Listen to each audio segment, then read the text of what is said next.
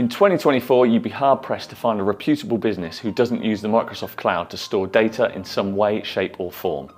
Whether that be having their entire server infrastructure on Microsoft Azure, having all of their data or email in Microsoft 365, or simply a hybrid model with some data hosted within those cloud services and some still hosted on-premise. One of the beauties of cloud services and why many businesses use them is for their ease of scalability. You can put as much data or infrastructure in the cloud as you wish without having to worry about running out of storage or physical space. This is perfect for many businesses as they can scale up and scale down as they please, and it is simple and relatively inexpensive to get data into the cloud. One major factor to consider when migrating your data from on-premise services to the cloud, however, is how your data is backed up. A very common misconception businesses have of using cloud services is that the service providers are responsible for what happens to their data once they migrate it to the cloud.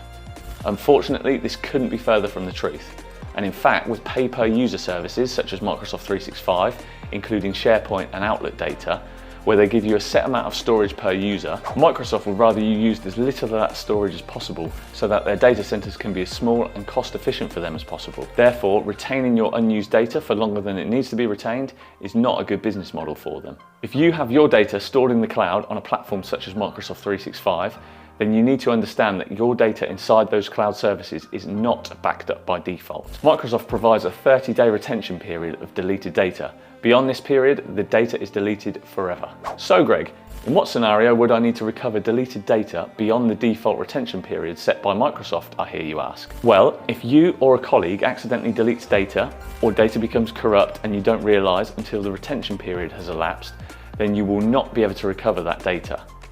Another example could be if the mailbox of an ex-employee is deleted and the retention period elapses, only for you to find out that there was business critical information in the inbox.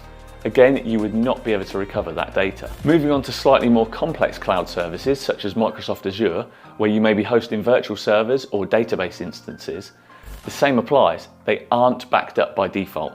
So again, if the data is accidentally deleted, a server fails or database becomes corrupt, or in a worst case, but unfortunately quite common scenario, if a server is breached by a cyber attacker and they either destroy the data or hold it to ransom, then unfortunately Microsoft doesn't have your back when it comes to protecting your data.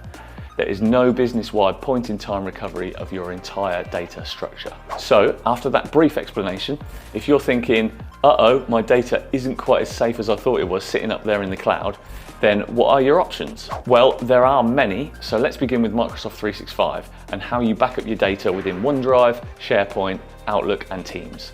It wasn't always the case that there were backup products for Microsoft 365 data, but fortunately in 2024 there are an abundance. Products from companies such as OpenText, Veeam, Datto and Barracuda are available direct and through technology service providers. These products will allow for granular recovery of files and folders, emails and calendar entries, Teams messages, as well as data held within Teams.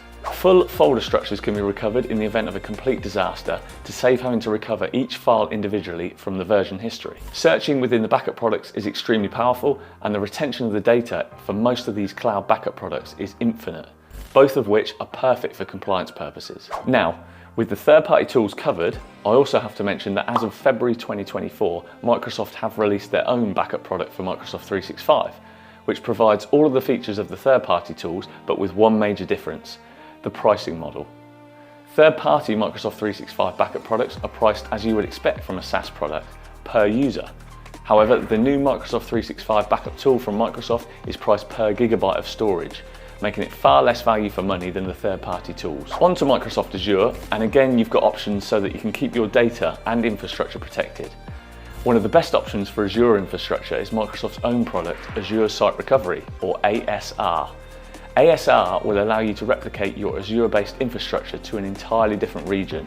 So, if your infrastructure is currently located in the UK South region, you could have it replicated continuously to the UK West region, for example, or any other region around the globe. If you don't need to replicate your Azure infrastructure for immediate failover, then you may be able to make use of another Microsoft product instead. Azure Backup does exactly what it suggests and allows you to back up various different workloads within Microsoft Azure, such as virtual machines and SQL databases. Of course, as with everything Azure related, you have to pay for your usage and consumption. Therefore, a third-party cloud-to-cloud backup and disaster recovery product, such as Cove by Enable, Acronis or Carbonite, may be a better option for virtual servers running in Azure. These products are usually priced per server, allow you to take full point-in-time snapshots of your servers and replicate them outside of Azure at third-party data centers. In the event of a disaster, recovery is fast and straightforward and can be performed directly from the third party's data center using their proprietary software, which is also used for managing the backups. One thing to consider whether using a Microsoft backup product or a third-party product is that Microsoft charge for data egress, which is the transfer of data either between Microsoft regions or outside of Azure. Hopefully that gives you an overview of why you need to back up your cloud-based data, as well as a few options of how to back up that data. Remember, Microsoft are not responsible for the data you put in their cloud. That is a you problem. Thank you for watching this video. Please check out our channel for more IT and cybersecurity insights, tips and tricks. If you like the video, then give it a thumbs up or drop us a comment and subscribe so you don't miss out on future content. We'll see you in the next video.